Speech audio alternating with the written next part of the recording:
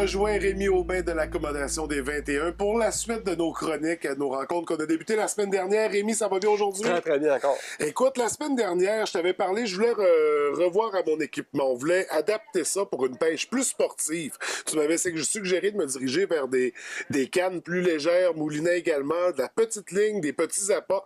On va poursuivre sous ce thème-là parce qu'on n'avait pas complété, on avait parlé de la base.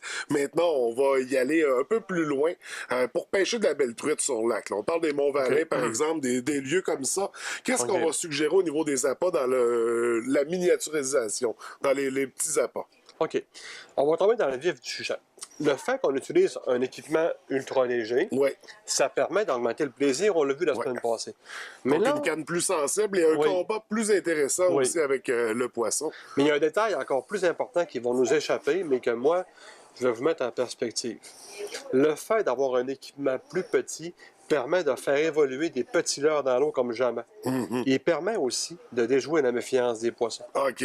Parce qu'on sait qu'une truite, par exemple, avec le temps dans l'été, elle devient méfiante et surtout sélective. OK. Pour pas dire capricieuse. C'est ça. Tu me parlais justement que tu aimes pêcher sur les Monts-Valais. Oui. Ben, sur les Monts-Valais, il y a beaucoup de truites, c'est reconnu. Mais on remarque, dans ces milieux-là, il n'y a pas beaucoup de petits menés et de petits poissons, mais c'est des milieux qui ont beaucoup d'insectes, beaucoup de mouches.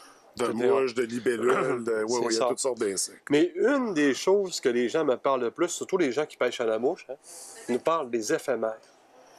Mais une éphémère, ça fait partie, c'est une bonne partie de l'alimentation de la truite. OK. On la voit. Mais qu'est-ce que ça fait un éphémère? Ça ne vit pas longtemps. Ça pond. Ça le dit, c'est éphémère. C'est ça ne vit pas longtemps. Mais ce qu'on ne dit pas, c'est que ça vit longtemps dans l'eau. C'est ça, c'est le stade adulte. Quand on parle d'un insecte, un papillon, par exemple, va vivre 1 ou 2 journées, mais à l'état de larve, la chenille, ça va durer longtemps, là, ça peut durer tout l'été. C'est ça. Mais prenez dans l'eau, pour l'éphémère, c'est la même chose. L'éphémère va pondre ses œufs dans l'eau. Oui.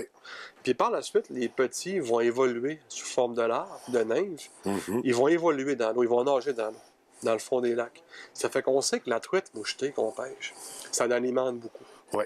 Donc, pour introduire le sujet, il y a des compagnies, entre autres Savage Gear, qui ont mis au point des nymphes à jig en s'y méprendre. On en voit ici quelques-unes, comme celle-ci, entre autres.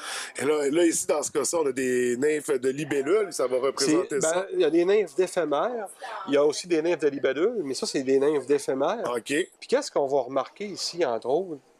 D'abord, la nymphe est en plastique TPA. Ça veut dire que c'est un plastique là, qui est extrêmement souple. Dans l'eau, là, vous allez voir les petites pattes là, bouger dans l'eau. C'est vraiment extraordinaire. Donc, ce qui est intéressant, c'est qu'il y a un poids à l'intérieur. Quand vous la lancez, elle va descendre graduellement, puis là, vous donnez une petite action et ça va travailler. Ça va vraiment reproduire le comportement. Oui, comme vous pouvez voir dans la vidéo, justement. Là, on voit l'efficacité de ça. Oui. C'est à s'y méprendre pour une truite. Ils ont vraiment reproduit là, les couleurs. Il y en a une panoplie de couleurs, des couleurs dans la nature. Donc, l'avantage aussi du plastique, comme il y en a, tu vas prendre 15 truites avec, 20 truites avec. C'est très résistant, mais surtout aussi, c'est très souple, voyez-vous. C'est très, très capable d'en prendre. Ça, là, ça va faire comme un puits d'appât. On utilise juste ça. Simplement le fait d'utiliser un petit coffre à pêche comme celui-ci. Ça devient littéralement notre coffre à pêche. Après ça, on n'a plus besoin de traîner le gros. Plus besoin de traîner des grosses choses. Mais ceux-là, par exemple, le plastique TPA, il va falloir le mettre séparément dans le coffre pour pas qu'ils soient en contact. Oui, avec la chaleur, ça pourrait fusionner ensemble. C'est en plein ça. OK. Mais ça veut dire que nos équipements, donc on donne l'exemple des petites nymphes qu'il y a ici, ça peut être Atomic Teaser, qui est extrêmement populaire. Là, c'est plus des petits calmars, ça? Oui, des petits calmars, mais c'est très, très efficace pour la truite. Les gens les connaissent très bien ici, parce que dans le passé, on en parlait, puis les gens, maintenant, je n'en parle même plus, que le monde le savent. Mais on peut mettre une panoplie de petits leurres comme ça dans notre coffre, celui-là ici, quelques petits rapalas. Des fois, c'est dans le lac qu'il y a des petits poissons, des petites truites, comme ça ici. Fait que dans le lac, s'il y a des petits poissons qui se présentent, on est capable d'aller reproduire l'espèce. C'est d'où l'importance aussi de connaître la faune dans laquelle on se trouve, là, je veux dire. On sait c'est quoi les insectes qui sont autour du lac, on va se diriger vers de ces espèces-là pour les mouches, même chose pour le petit poisson. Quand on connaît les espèces qu'il y a dans le lac, on va réintégrer un modèle de cette espèce-là pour justement piéger le poisson. C'est absolument ça. Puis en même temps, je te dirais encore plus, la période. Parce que vous arrivez des fois au printemps avec une espèce de nymphe. Plus au mois de juillet, c'est une autre espèce qui va prédominer dans le lac. Oui. Dans un autre lac, c'est des petits poissons. C'est pour ça qu'on amène aussi les possibilités de petits poissons, de petits leurres. Même il y a des leurres souples là, en petits poissons aussi.